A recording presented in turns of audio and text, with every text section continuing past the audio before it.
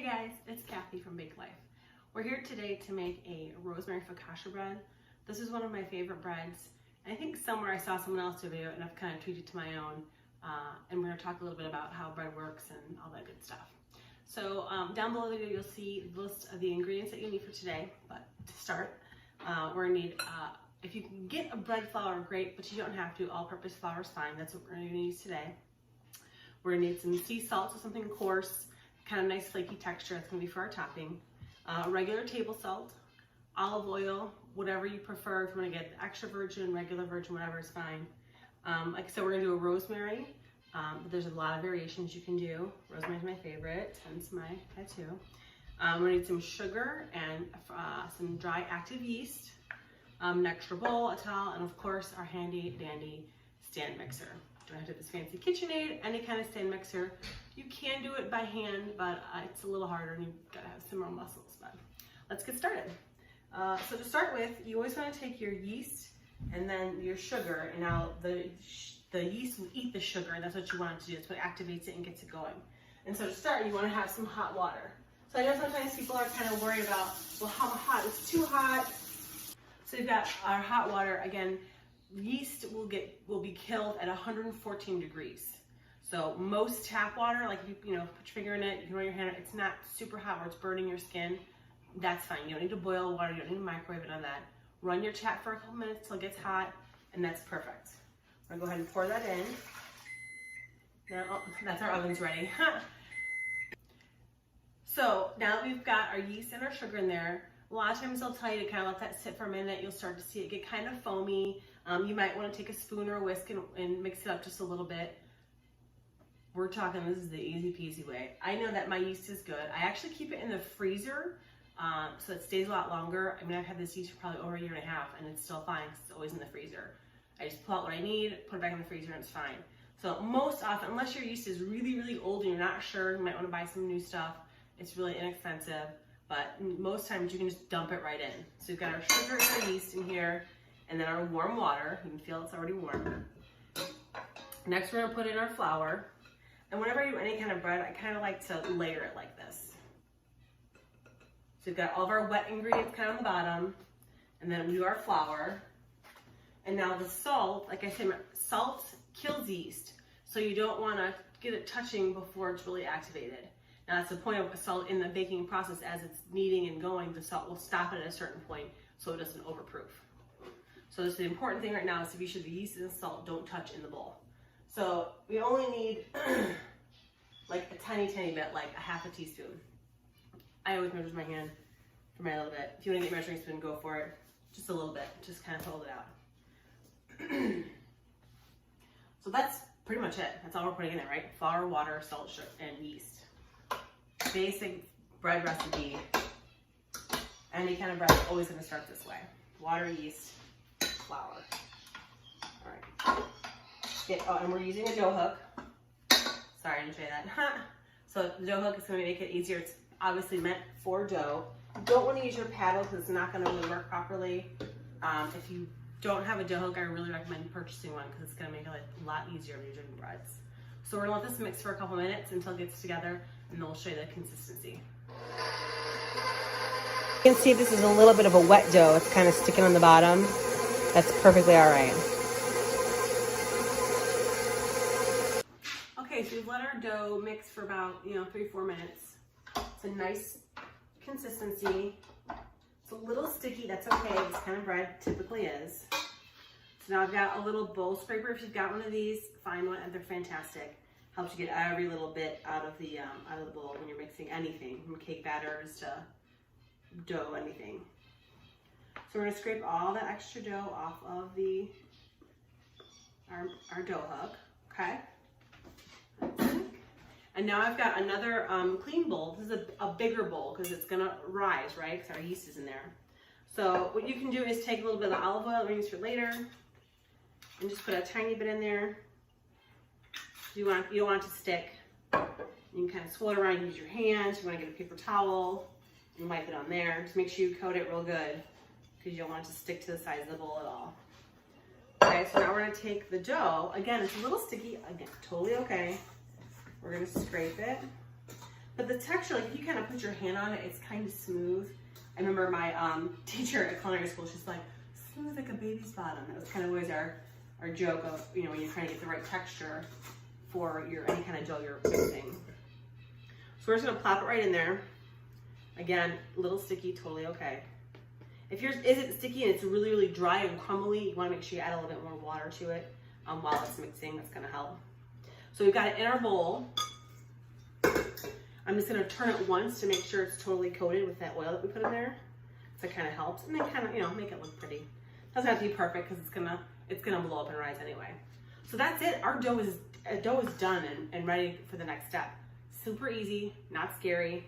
I always put a nice kitchen towel, a clean kitchen towel over the top of the bowl just to make sure, you know, nothing falls in it. It doesn't get dry and crusty. You can use saran wrap, but do cover it with something. Now I've got my oven turned on. We heard it beep earlier. The oven is set for 400 when we're ready to bake, but for now, we're just gonna set it right on top. I've got a little cutting board that I use all the time. I set that on top of the burners. It's just enough heat to keep it going. If you live in a really cool area or a drafty area, what you can do also is turn the oven on to 200, let it get to temp, and then put your dough in there, and then turn the oven off and close the door and don't touch it. That's usually enough heat to kind of keep things going. But if we're gonna have the oven on anyway, it's a cooler day here, it's a little humid, which can affect your dough too. We're hoping it'll be okay. But since we're gonna use the oven anyway, it's gonna sit there for about an hour or so. I'm gonna let it sit, and that should be enough heat for it to proof. So I'll check back in a little bit when it's ready, when it's all risen. All right, welcome back. So we've let the dough rise for about an hour. So you can see now it's nice and it's risen up quite a bit in the bowl. So you want to take what's called punching it down. So you want to kind of smush it down a little bit. Use that bowl scraper we used earlier. Kind of get it off the sides because again, it's still kind of sticky.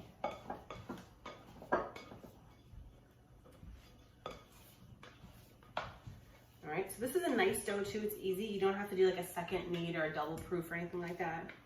Okay, so you've got it there. We're actually gonna cut this in half. I've got a couple different options on what you can put it in. I unfortunately don't have a lot of pans apparently. So I've got this little glass like tart pan, that works. Looking like a round type dish. I've got like your classic metal cake pan. So I can do, we're gonna use these two. You can also use like more of a sheet pan if you want to do kind of a traditional like Sicilian pizza crust. That's a great way to use that too. All right, so we're gonna take our olive oil.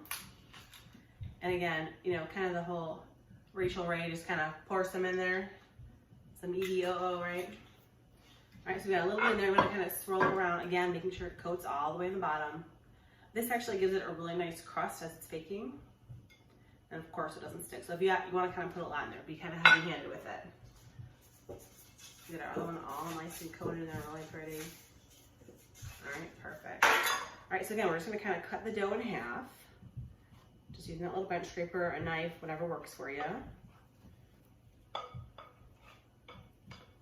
right. Okay, doesn't have to look pretty. All right, there's one. Try and get it as even as you can. Doesn't have to be perfect.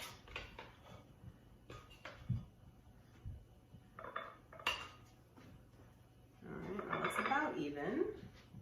All right, so we've got our two platters. Now we're gonna do our second proof. So the second time we're gonna let the dough kind of situate and rise and things. So we're gonna take it back into our oven, on top, cover it again, and give it about 15 or so minutes for it to proof again.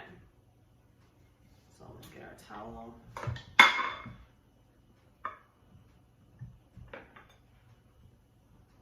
All right, and I'm gonna put them in front of the oven. Okay, so we let them proof for about 15 minutes. So you can see they've gotten nice and big again. So again, we're gonna do the same thing. We're gonna kind of smush it down a little bit and drizzle a little bit of olive oil. If you don't use your hand, you can use like a pastry brush or a little silicone brush. This is one of those things, you know, when it comes to garlic and olive oil, there's never too much. So we're gonna kind of press it down. You wanna kind of use your fingers to kind of give it that traditional look. You ever seen like focaccia at a bakery? Gives it nice little pockets. See, there's like a ton of oil in there. It's delicious. It's gonna be great. See how big this one got? This one had a little more dough in it. Again, we're just kind of using our fingers to kind of, you know, smush it down a little bit. Now, if you don't want to use your fingers, you can use like a wooden spoon and kind of stab it that way. Now we're gonna use our sea salt and sprinkle. I like a kind of a salty bread, so I'm kind of liberal with it. If you're not super crazy about it, you can go a little lighter. And then of course our rosemary. If you've got fresh, always a great option as well. So I like to crush it a little bit as I kind of sprinkle it because it helps release some of the flavor and some of the oils that are in there, even though it's dried. And again, same thing, as little or as much as you want. Another nice variation might be if you want to put some either a fresh onion you can mix into the dough, or you can do like a dried minced onion to kind of go on top as well to give another level of flavor. You can also do all kinds. I mean, sometimes I'll do it when I reheat it. So we'll have it once and we'll have it again like the next day, and then I'll put some like really thin tomato slices on there. Do maybe like a little Italian seasoning, you know, some basil, oregano. That's really garnish, and then kind of toast it up again, almost like a little pizza bread. But you can start with that as well. Some sun-dried tomatoes would be fantastic on here. So yeah, tons of options. You can do all kinds of fun variations. All right, so we've got our rosemary and our salt on there. Let's just do another sprinkle of salt. So I really like it because you get that crunch when you bite into it. It's awesome. So now we're gonna put it in the oven, our 400 oven. We're gonna bake for, let me check, 20 minutes. So I'm gonna stick them in the oven and then we'll see you back here in 20 minutes. Okay, so our breads come out of the oven. They look beautiful. They smell amazing. Oh, so good. All right, so this one we're gonna take out. You see it's got that nice golden crust. Probably could even gone a few minutes longer to get it a little bit darker if you like. But like I said, I like to reheat it in the toaster oven so it gets really crispy again. That looks beautiful. So we're gonna cut a little piece. Now be sure you let your bread cool a little bit before you cut it. We're using a bread knife, which is a serrated knife. So when you cut bread, you always want to use a sawing motion. You want to just push down so you're smushing all that delicious light fluffiness out of there. You can hear just the crunch of it. It's amazing. Oh, it's steaming so good. You hear that? Oh, it's so good. Look at that beautiful texture. Looks fantastic. It's great. Let's taste it.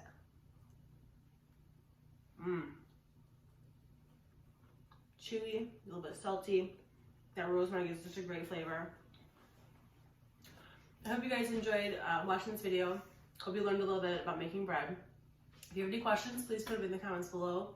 You can always find us on Instagram at Bake Life Kathy J, or on Facebook and our Bake Life community. Thanks so much for watching.